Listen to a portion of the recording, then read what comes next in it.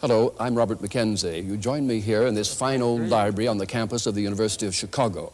We're about to see the first of 10 films by Milton Friedman, an economist of international repute, winner of the Nobel Prize, one of the most controversial and stimulating Americans of our time. In the weeks that lie ahead, as Friedman's first major television series unfolds, the famous and influential men and women who will occupy those seats are going to have a lot to say about Friedman's view of the society in which we live today and his solutions for the ills of our time. For that's what the series is about, Milton Friedman's view of the way we live now and where we're headed. Now, like some people here, you may be appalled by his ideas. Like others, extremely enthusiastic about them. Whichever way it goes, I think you'll be fascinated by what Milton Friedman has to say.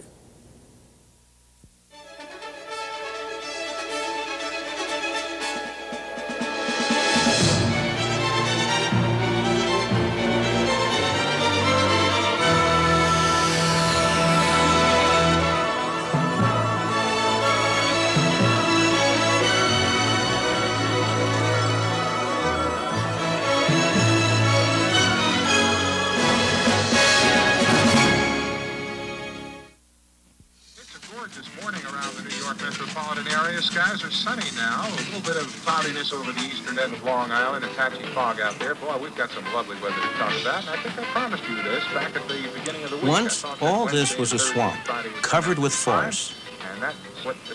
The Canarsie Indians who lived here traded the 22 square miles of soggy Manhattan Island to the Dutch for $24 worth of cloth and trinkets. The newcomers founded a city, New Amsterdam, at the edge of an empty continent. In the years that followed, it proved a magnet for millions of people from across the Atlantic, people who were driven by fear and poverty, who were attracted by the promise of freedom and plenty. They fanned out over the continent and built a new nation with their sweat, their enterprise, and their vision of a better future. For the first time in their lives, many were truly free to pursue their own objectives. That freedom released the human energies which created the United States. For the immigrants who were welcomed by this statue, America was truly a land of opportunity.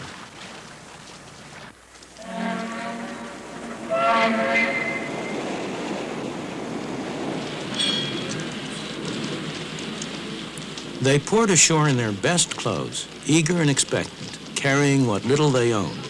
They were poor, but they all had a great deal of hope.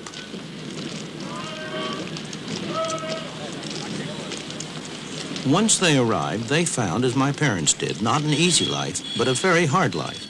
But for many, there were friends and relatives to help them get started, to help them make a home, get a job, settle down in the new country.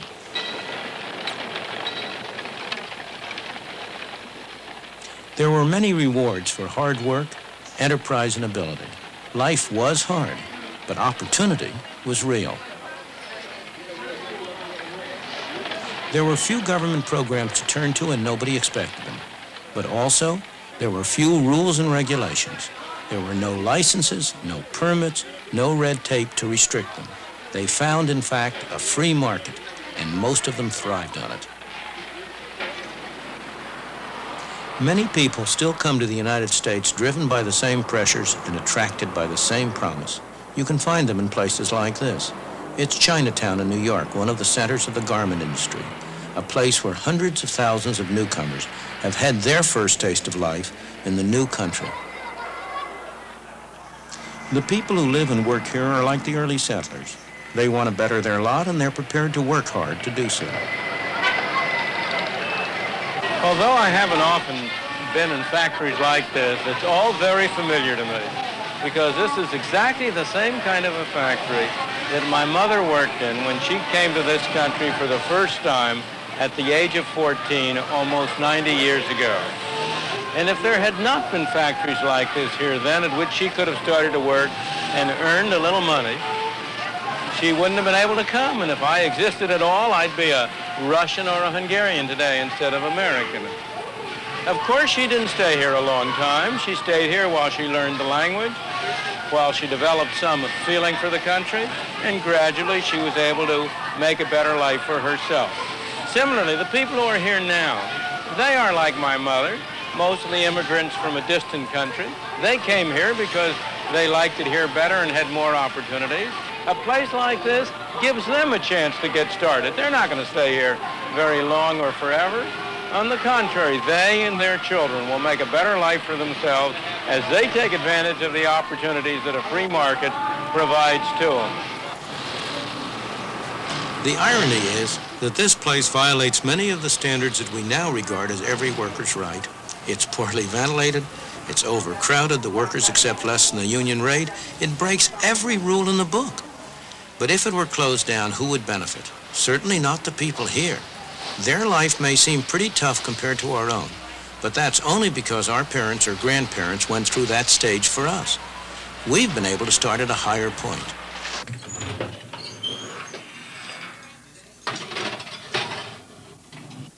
Frank Fazeli's father was 12 years old when he arrived all alone in the United States. He'd come from Sicily. That was 53 years ago.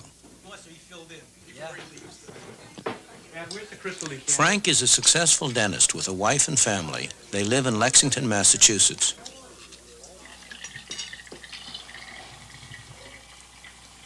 Fine, one bottle fills the whole decanter. There's no doubt in Frank's mind what freedom combined with opportunity meant to his father, and then to him, or what his Italian grandparents would think if they could see how he lives now. They would not believe what they would see, that a person could immigrate from a small island and make such success out of their life, because to them they were mostly related to the fields, working in the field as a peasant. My father came over, he made something for himself, and then he tried to build a family structure. Whatever he did was for his family. It was for a better life for his family. And I can always remember him telling me that, number one thing in life is you should get an education to become a professional person. Please don't eat that.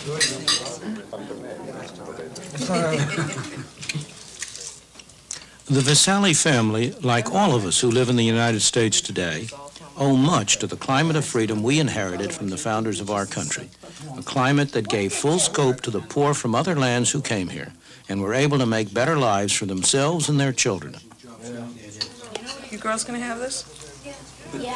You, Chris? I know you don't want the whipped cream. But in the past 50 years, we've been squandering that inheritance by allowing government to control more and more of our lives instead of relying on ourselves. We need to rediscover the old truths that the immigrants knew in their bones, what economic freedom is and the role it plays in preserving personal freedom.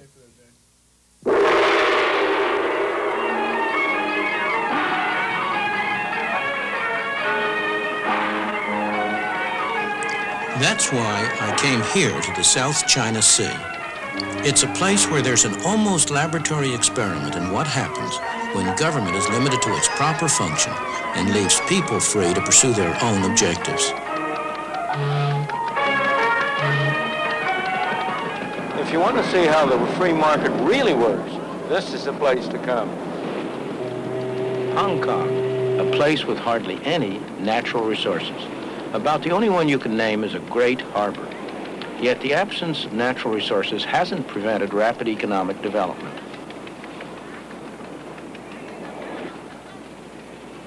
Ships from all nations come here to trade because there are no duties, no tariffs on imports or exports. The power of the free market has enabled the industrious people of Hong Kong to transform what was once barren rock into one of the most thriving and successful places in Asia. Aside from its harbor, the only other important resource of Hong Kong is people, over 4.5 million of them. Like America a century ago, Hong Kong in the past few decades has been a haven for people who sought the freedom to make the most of their own abilities. Many of them are refugees from countries that don't allow the economic and political freedom that's taken for granted in Hong Kong. Despite rapid population growth, despite the lack of natural resources, the standard of living is one of the highest in all of Asia.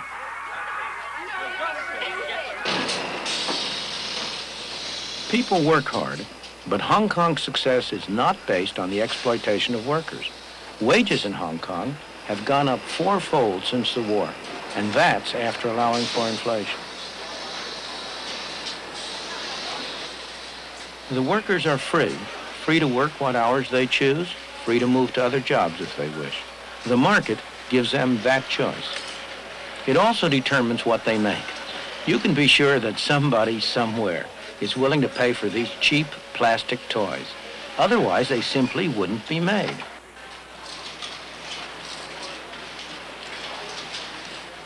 Competition from places like South Korea and Taiwan has made cheap products less profitable.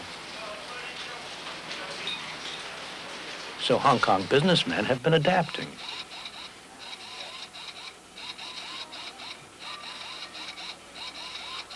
They've been developing more sophisticated products and new technology that can match anything in the West or East. And their employees have been developing new skills.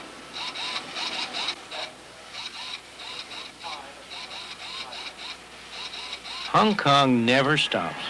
There's always some business to be done, some opportunity to be seized. It's long been a tourist center and a shopper's paradise, and it's now one of the business centers of the East. It's the ordinary people of Hong Kong who benefit from all this effort and enterprise.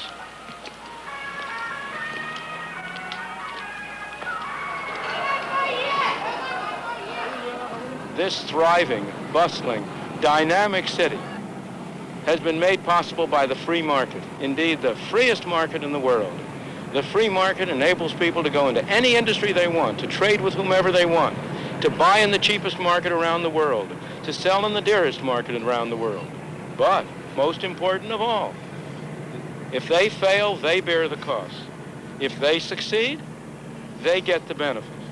And it's that atmosphere of incentive that has induced them to work, to adjust, to save, to produce a miracle. This miracle hasn't been achieved by government action, by someone sitting in one of those tall buildings telling people what to do. It's been achieved by allowing the market to work.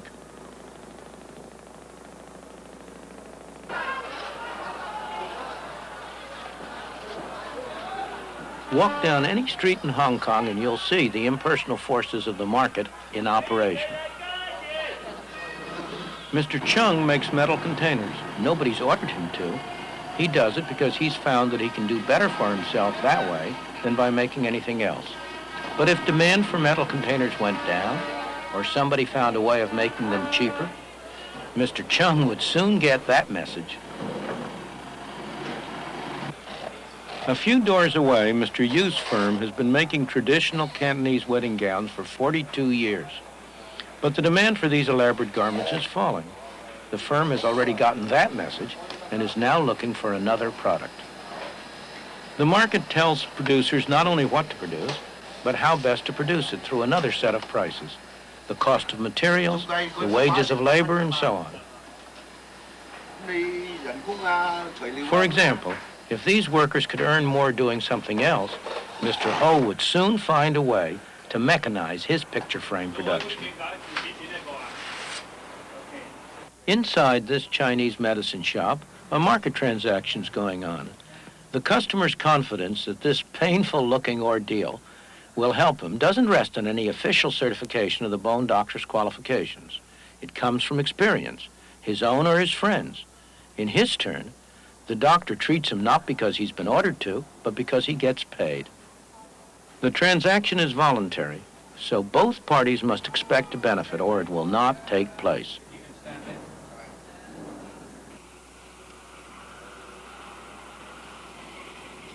Believe it or not, this backyard is the entrance to a factory.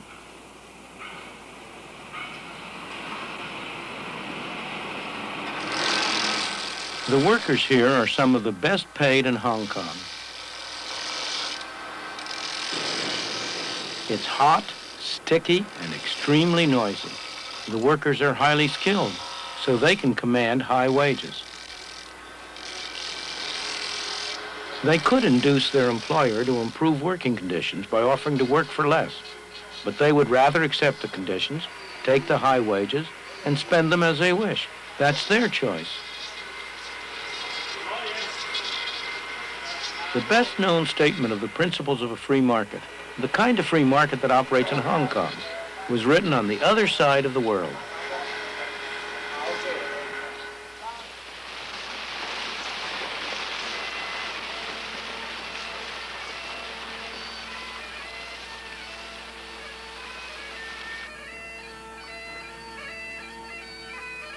"200 years ago in Scotland, Adam Smith taught at the University of Glasgow. His brilliant book, The Wealth of Nations, was based on the lectures he gave here. The basic principles underlying the free market, as Adam Smith taught them to his students in this university, are really very simple. Look at this lead pencil. There's not a single person in the world who could make this pencil. Remarkable statement? Not at all. The wood from which it's made, for all I know, comes from a tree that was cut down in the state of Washington. To cut down that tree, it took a saw. To make the saw, it took steel. To make the steel, it took iron ore. This black center, we call it lead, but it's really graphite, compressed graphite. I'm not sure where it comes from, but I think it comes from some mines in South America. This red top up here, the eraser, bit of rubber, probably comes from Malaya, where the rubber tree isn't even native. It was imported from South America by some businessmen with the help of the British government. This brass ferrule, I haven't the slightest idea where it came from, or the yellow paint, or the paint that made the black lines, or the glue that holds it together. Literally thousands of people cooperated to make this pencil. People who don't speak the same language, who practice different religions, who might hate one another if they ever met. When you go down to the store and buy this pencil, you are in effect trading a few minutes of your time for a few seconds of the time of all those thousands of people. What brought them together and induced them to cooperate to make this pencil? There was no commissar sending out orders from some central office. It was the magic of the price system, the impersonal operation of prices that brought them together and got them to cooperate to make this pencil so that you could have it for a trifling sum. That is why the operation of the free market is so essential, not only to promote productive efficiency, but even more, to foster harmony and peace among the peoples of the world. These people are crossing between two very different societies.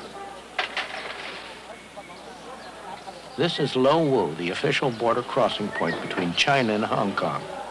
Nowadays, there's a considerable amount of traffic at this border. People cross a little more freely than they used to.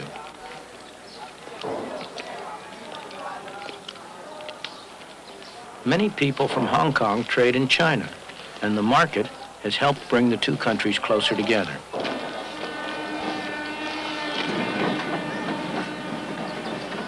But the barriers between them are still very real.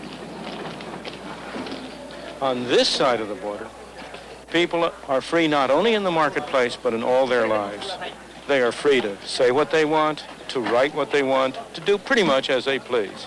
Not so over there.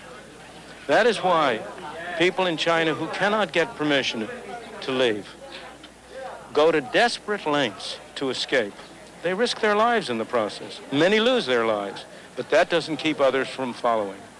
Some are attracted by the higher material standard of life in Hong Kong, but more by the natural human desire to be free. The people who get official permission to leave China are fortunate. They're going to be able to enjoy the benefits of the economic freedom they'll find in Hong Kong. But more important, that will give them a much wider freedom. Human and political freedom has never existed and cannot exist without a large measure of economic freedom. Those of us who have been so fortunate as to have been born in a free society tend to take freedom for granted, to regard it as a natural state of mankind. It is not. It is a rare and precious thing. Most people throughout history, most people today, have lived in conditions of tyranny and misery, not of freedom and prosperity. The clearest demonstration of how much people value freedom is the way they vote with their feet when they have no other way to vote.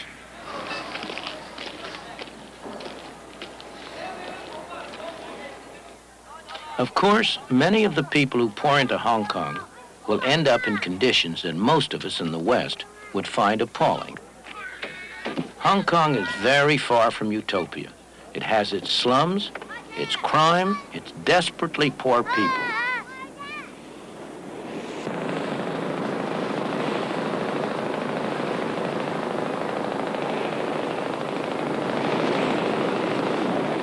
But the people are free.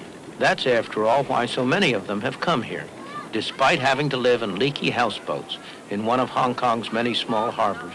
Here, they have the freedom and the opportunity to better themselves, to improve their lot, and many succeed.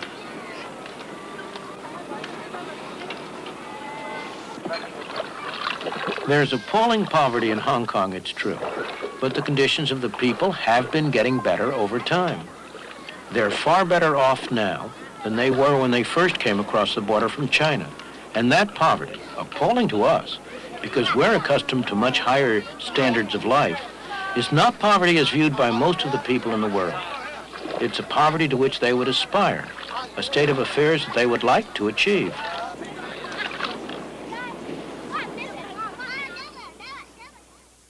There is an enormous amount of poverty in the world everywhere. There is no system that's perfect. There's no system that's going to eliminate completely poverty, in whatever sense. The question is, which system has the greatest chance? Which is the best arrangement for enabling poor people to improve their lot? And on that, the evidence of history speaks with a single voice. I do not know any exception to the proposition that if you compare like with like, the freer the system, the better off the ordinary poor people have been. Ask yourself what it is that assures these garment workers in Hong Kong a good wage. Not high by Western standards, but high enough to enable them to live far better than most people in the world. It's not government or trade unions that do it. These workers do well because there's competition for their labor and skills.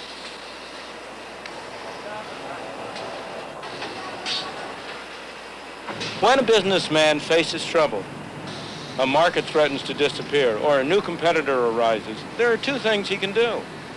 He can turn to the government for a tariff or a quota or some other restriction on competition, or he can adjust and adapt. In Hong Kong, the first option is closed. Hong Kong is too dependent on foreign trade so that the government has simply had to adopt a policy of complete non-interference. That's tough on some individuals, but it's extremely healthy for the society as a whole. Only the businessmen who can adapt, who are flexible and adjustable, survive, and they create good employment opportunities for the rest. The complete absence of tariffs or any other restrictions on trade is one of the main reasons why Hong Kong has been able to provide such a rapidly rising standard of life for its people. Even Communist China recognizes Hong Kong's success. It set up shop here and now accepts the universal symbol of capitalism. The Bank of China, the official bank of Communist China, is the largest bank in Hong Kong. There's no doubt that Communist China recognizes the power of the market. In all this, the government of Hong Kong has played an important part, not only by what it has done, but as much by what it has refrained from doing. It has made sure that laws are enforced and contracts honored. It has provided the conditions in which a free market can work. Most importantly, it has not tried to direct the economic activities of the colony.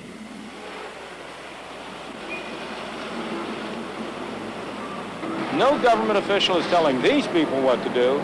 They're free to buy from whom they want, to sell to whom they want, to work for whom they want. Sometimes it looks like chaos, and so it is. But underneath, it's highly organized. by the impersonal forces of a free marketplace. Fresh eggs here. Chicken wings, chicken legs. You know where these eggs are from? Right from the chicken's ass. Ask me no questions. Tell you no lies. The impersonal forces of a free marketplace at work, back here in the United States. Hey, 2 broccoli, $1 a quarter. Prices are the key. The prices that people are willing to pay for products determines what's produced. The prices that have to be paid for raw materials, for the wages of labor and so on, determine the cheapest way to produce these things. And in addition, these self-same prices, the wages of labor, the interest on capital and so on, determine how much each person has to spend on the market. It's tempting to try to separate this final function of prices from the other two, to think that somehow or other you can use prices to transmit the information about what should be produced and how it should be produced without using those prices to determine how much each person gets. Indeed, government activity over the past few decades has been devoted to little else. But that's a very serious mistake. If what people get is not going to be determined on what they produce, on how they produce it, on how successfully they work, what incentive is there for them to act in accordance with the information that's transmitted? There's only one alternative: force. Some people telling other people what to do. We got them, folks. Let's go ahead. We got parsley here, 30 cents. Hey, look at these melons, $2. Hey, fresh melons, $2. Hey, 2 broccoli, $1 a quarter. Hey, look at those there again, Charlie. I know, huh? Oh, hey, try them, huh? Nice? Oh, boy, look what I got. Real good tomato. Real nice. Hey, come on, try one of those tomatoes here. Don't eat home anymore. Have free lunch over here. You eat for nothing over here. Go ahead, eat. We don't charge you. Have a free lunch. I know, I'm going to. That's right. Free lunch. Free lunch. The fundamental principle of a free society is voluntary cooperation. The economic market, buying and selling, is one example, but it's only one example. Voluntary cooperation is far broader than that. To take an example that at first sight seems about as far away as you can get, the language we speak, the words we use, the complex structure of our grammar. No government bureau designed that. It arose out of the voluntary interactions of people seeking to communicate with one another. Or consider some of the great scientific achievements of our time, the discoveries of an Einstein or a Newton, the inventions of a Thomas Alva Edison or an Alexander Graham Bell, or even consider the great charitable activities of a Florence Nightingale or an Andrew Carnegie. These weren't done under orders from a government office.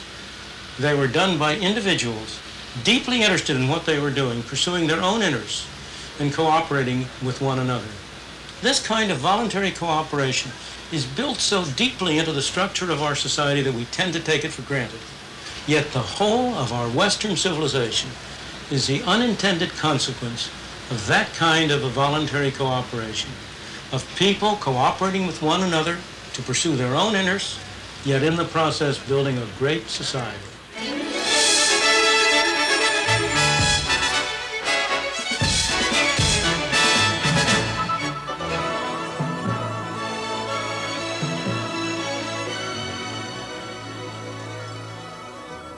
And here at the Harper Library in the University of Chicago, our distinguished guests have their own ideas too. So let's join them now. It seemed to me he was saying that the golden age for America, when it was truly a land of opportunity, was the late 19th, early 20th century. No regulations, no permits, no red tape. I would argue that the government played a decisive role in an enormous grant to the railroads in creating an American capitalist economy.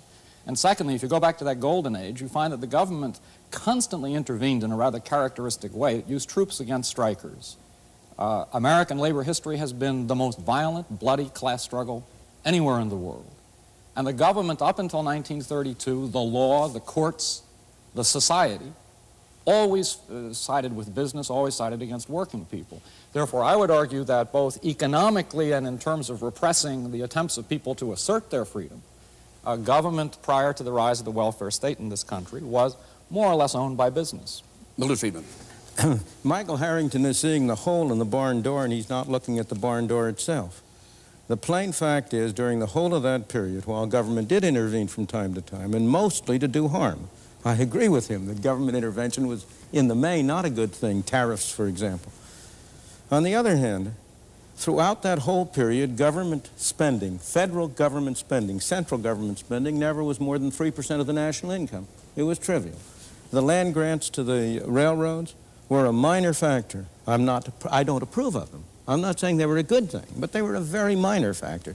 One has to have a sense of proportion, and that goes to the whole discussion. I am not an anarchist. I am not in favor of eliminating government. I believe we need a government.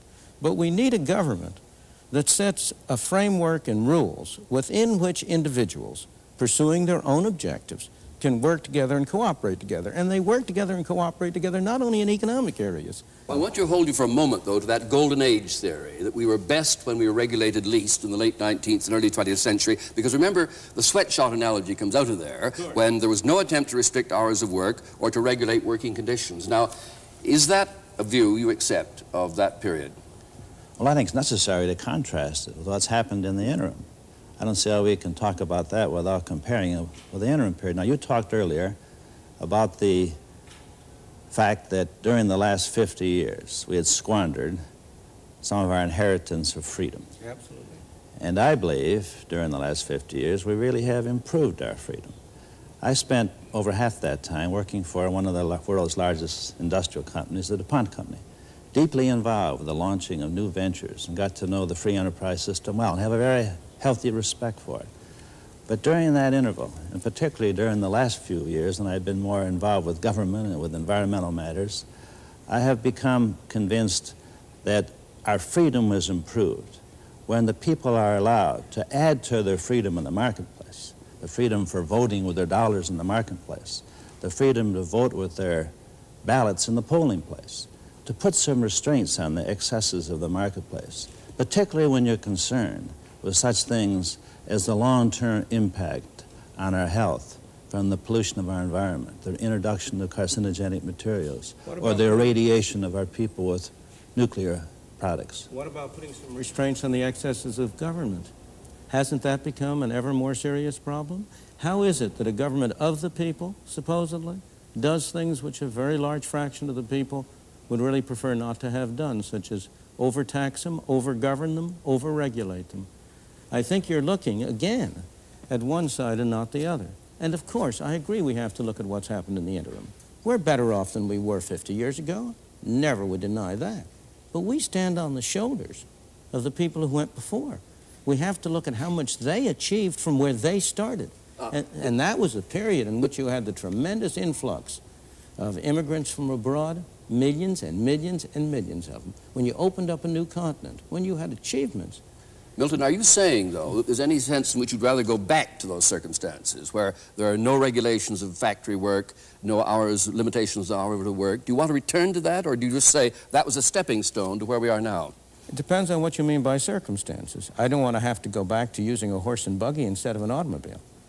But I would prefer to go back to the kinds of governmental regulations or absence of regulations, the greater degree of freedom which was given to individuals to pursue one activity or another, which prevailed then than which prevails now. I think that really our industrial leaders have been dragged into the future screaming.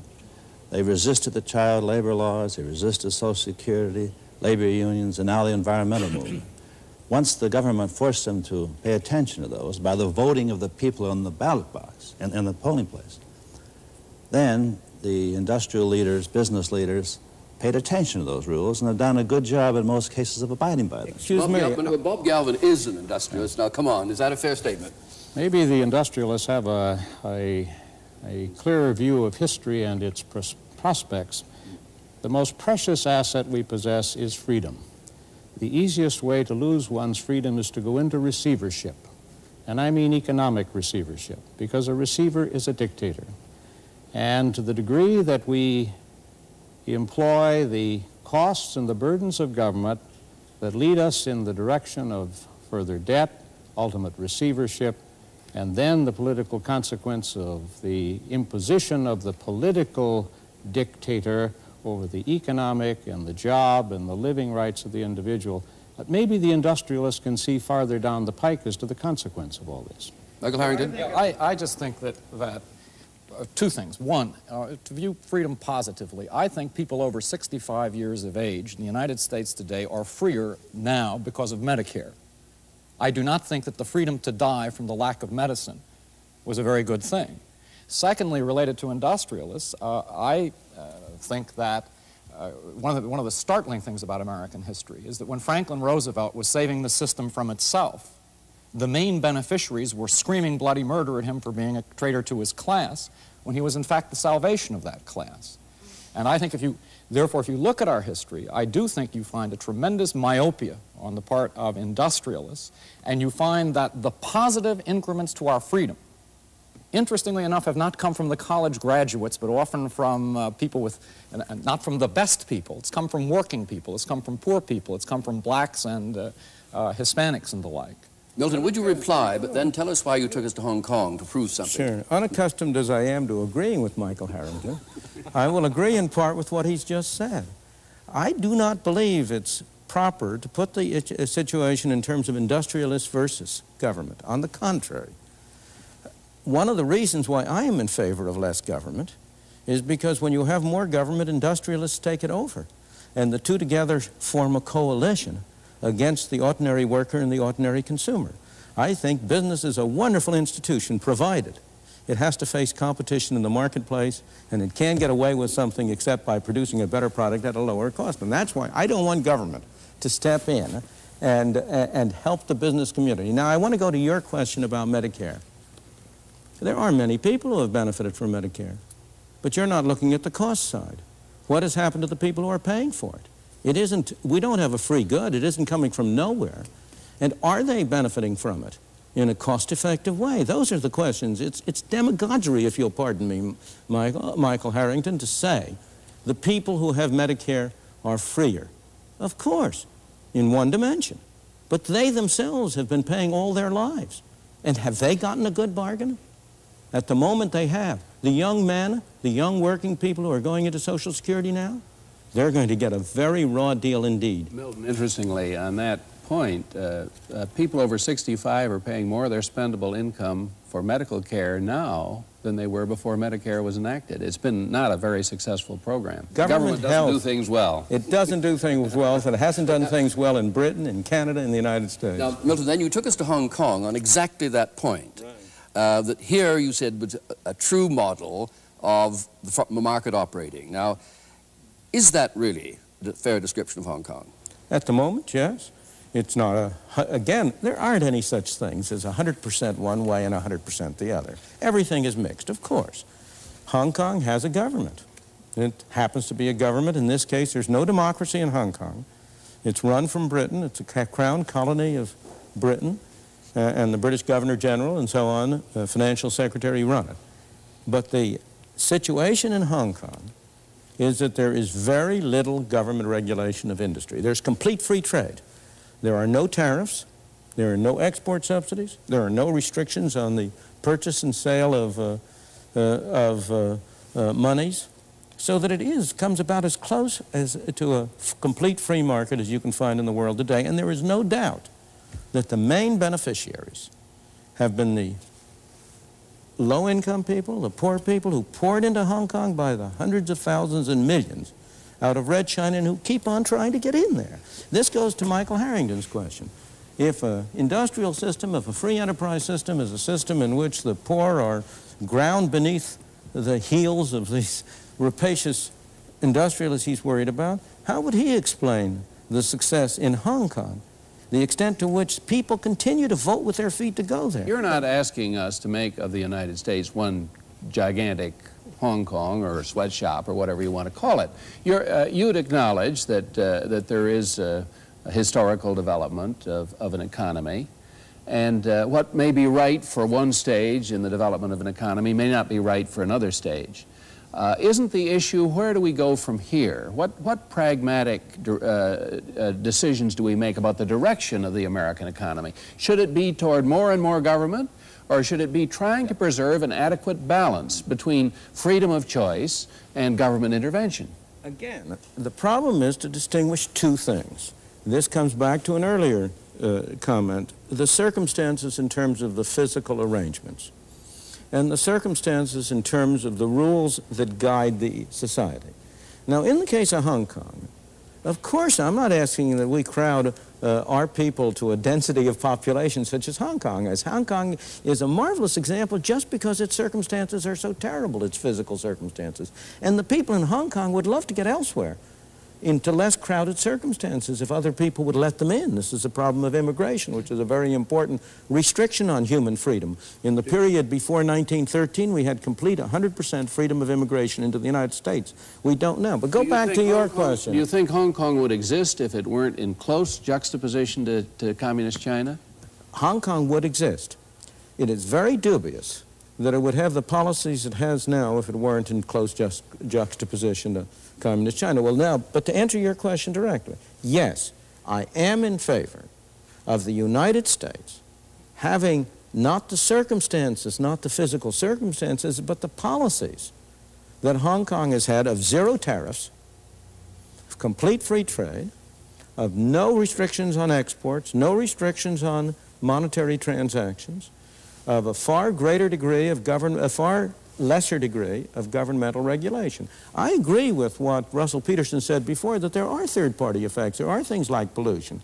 The question is whether we're handling them in the right way, and I think we're not. I want to bring Bob Galvin in here. You got the beginning of Milton's agenda there. No tariffs, for example, no restrictions, no quotas. Now, will business, big business, wear that kind of policy? I think big business and all business could wear that kind of policy if we could find the appropriate balancing factor that in the rest of world trade, where we trade outside our border, and as others come in, we are required to trade against socialized institutions. That's a very different kind of an institution than the private institution. The private institution can clearly operate more efficiently if it is not imposed upon by an artificial price from the socialized institution across the seas. So I think there has to be, not protectionism, but there has to be an international rule of the road that prevents the socialized institution from subsidizing and taking advantage of the private institution. Sorry, did you include the 9 countries of the common market, though, as socialist countries? Or are you prepared to have open competition from all the 9 countries of the common market? The 9 countries of the European common market engage in the most dramatic of the socialized institutions. I don't agree with him at all. We are hurting ourselves by restricting trade from abroad. Other countries are hurting themselves and us by the measures you described. But we're only hurting ourselves even the more if we imitate them. I don't think, Dr. Friedman, that your mother would get a job sewing today in America if we had no tariffs at all. What would happen is there wouldn't be any sewing jobs in America. We'd be making nothing but computers. But then there would be some other kinds of jobs. Then she would get a job at a very low level in making computers. Yeah, although you do face the problem that you've had both a leading businessman and a leading conservative congressman not accepting your prescription of sweeping away restrictions. But of course, the 2 greatest enemies of, I would say, the greatest enemies of free enterprise and of freedom in the world have been, on the one hand, the industrialists, and on the other hand, most of my academic colleagues who end up in government. For opposite reasons. People like Michael Harrington and my academic colleagues want freedom for themselves. They want free speech, they want freedom to write, they want freedom to publish, to do research, but they don't want freedom for any of those awful businessmen. Now, the businessmen are very different. Every businessman wants freedom for somebody else, but he wants special privilege for himself. He wants a tariff from Congress. And the congressman, well, the way in which congressmen get elected is by performing favors to constituents.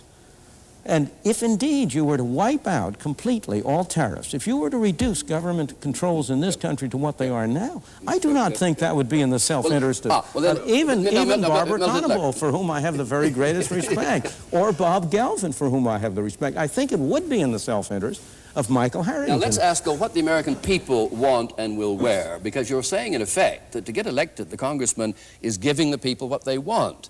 Now, aren't you saying in the end, then, the people don't want this or don't understand the advantage of it? I'm saying that my whole function and purpose is to try to persuade the people to make a different thing politically profitable. I'm trying to persuade the people to make it clear that congressmen who pursue these policies are going to lose their jobs. And if we do that, congressmen are pursuing their self-interest. They're in a market. There's a political market.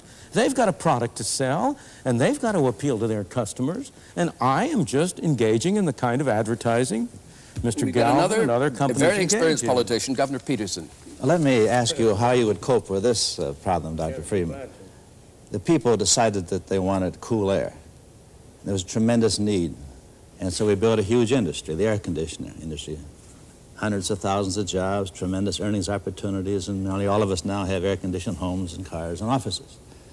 But then the people decided they wanted clean air, and they couldn't buy it in the marketplace.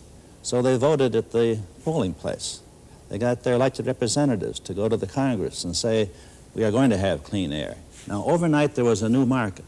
And the free enterprise system responded to that. Now there's a big environmental industry making earnings, providing jobs, but also serving this public need to have the freedom to breathe clean air.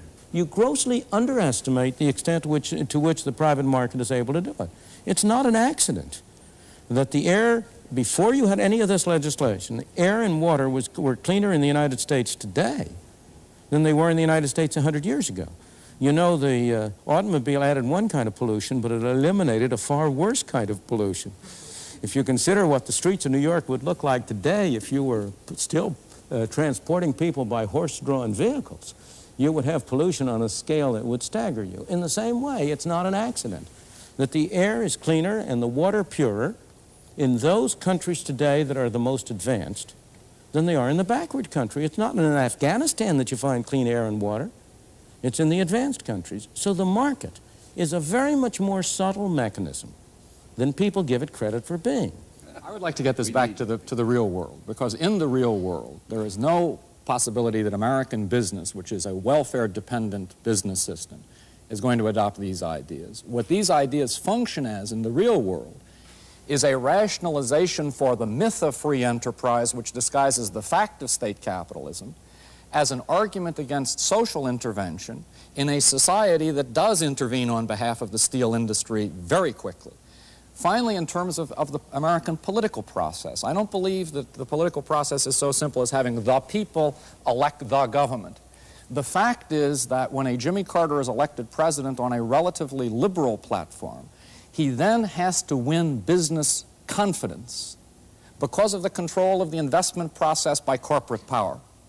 And I think that fact, corporate power, rationalized by free enterprise myths, is the central problem of freedom in our time, and that's what has to be attacked. Before we come to Milton again... but I've got to comment on this, because I think we mustn't let words get in the way of what really is the case. I take it you think we don't have socialism. I would say to you that 46% of every corporation in this country is owned by the U.S. government.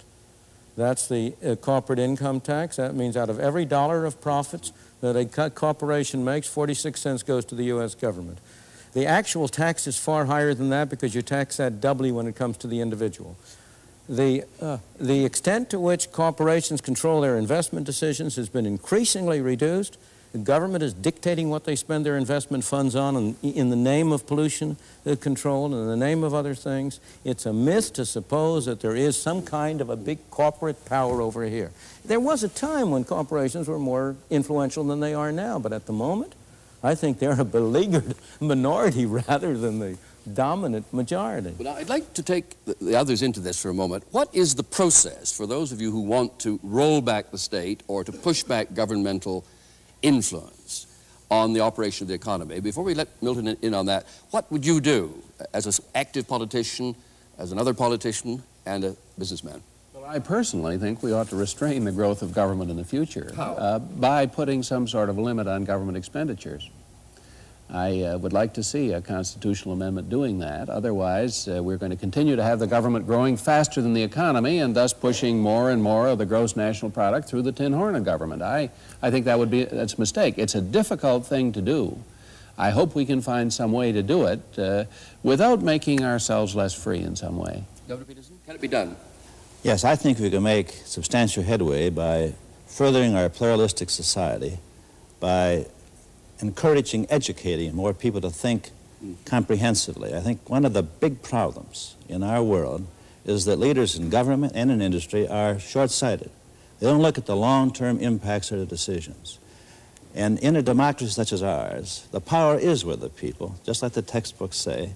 And if they get this more comprehensive understanding and knowledge, they're going to see to it that the special interests of elected officials will be in tune with getting reelected, and they will look at the long-term views just like the citizenry is. So I'm all in favor of an all-out push to get this freedom to vote in the polling place added to the freedom of the marketplace, because that's a potent combination. But voting in the polling place is a very different kind of freedom than voting in the marketplace. When you vote in the polling place, it is important, but it's a very different kind. When you vote for a package. And if you are in the minority, you lose. You don't get what you want. When you vote in the marketplace, everybody gets what he votes for. If you vote for I vote for a green tie, I get a green tie. You vote for a blue tie, you get a blue tie. If we do that in the polling booth, if 60% of us vote for a green tie, you have to wear a green tie. Oh, but the 40% don't just shut up. They can try to influence the decision making. They can try to influence, but it's a very different and less efficient mechanism for matching performance, matching results to individual tastes and preferences. Whatever kind of car I buy, I still get dirty air. There are good people running this society, and most of the people that we're talking about work someplace, and they know that their company is doing something pretty good or trying to do something pretty good. I think the people are going to start telling the leaders where they've gone wrong and start to redress it by the direction of the ballot box. Is it people in general are more conservative and in particular are more liberal?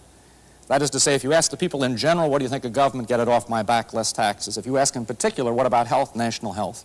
What about full employment, government is the employer of last resort? What about pollution? Do something about it.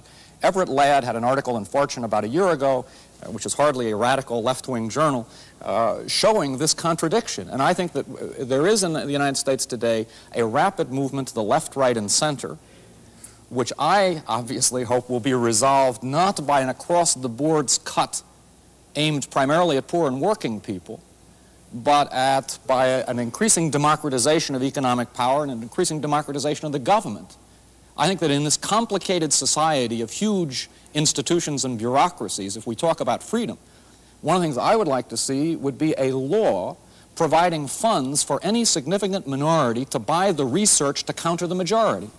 If you don't have the expertise, the knowledge technology today, you're out of the debate.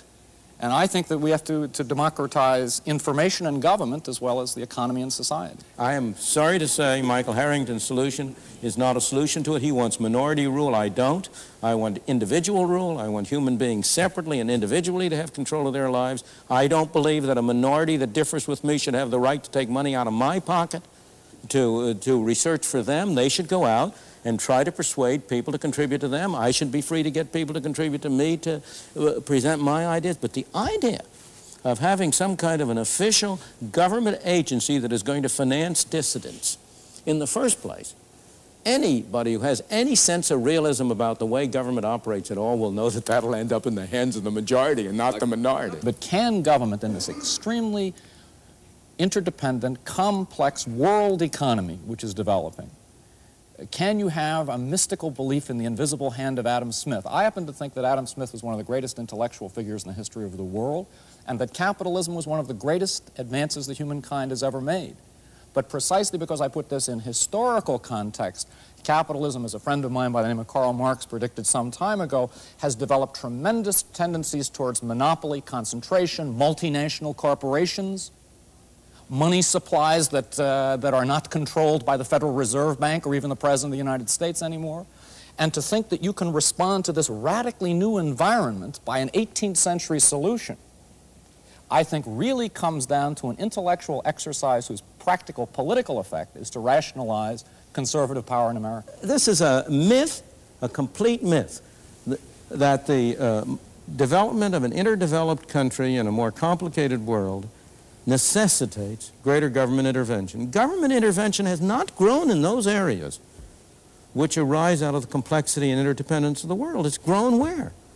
In taking money from some people and giving it to others. All I have to say is that government Dr. Friedman, has to live in the 20th century, much less the 19th or the 18th. But again... And we have to take society as it exists today and build on that. To me, the decisive thing at issue here is an essentially mythic, non-historical presentation of an abstract solution taken out of time, which does not look to the tremendous evolution of capitalist society, the tremendous interdependence of the world, the fact that we now have not only national economic planning, but at the Tokyo summit, and we have institutionalized international economic planning of the major industrial capitalist powers. And under those circumstances, granted the enormous achievement of Adam Smith, granted the enormous achievement of capitalist society, under this radically changed historical situation, to propose those classic old solutions, I think, is to propose something non-serious, which, however, does function seriously to rationalize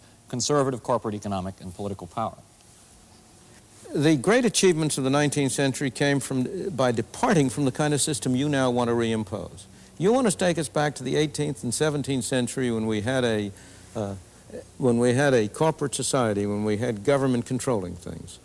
The whole issue is what somebody is proposing in the 20th and the 19th and the 18th. The whole issue is what is the right thing to do? What is the best way in which we can widen our opportunities, preserve our freedom, maintain our prosperity? And it seems to me the kind of solutions you would propose involve more of the same, more of the measures that have failed over and over again to achieve the objectives. Well, we leave the debate for there this week, and hope you'll join us again the next edition of Free to Choose.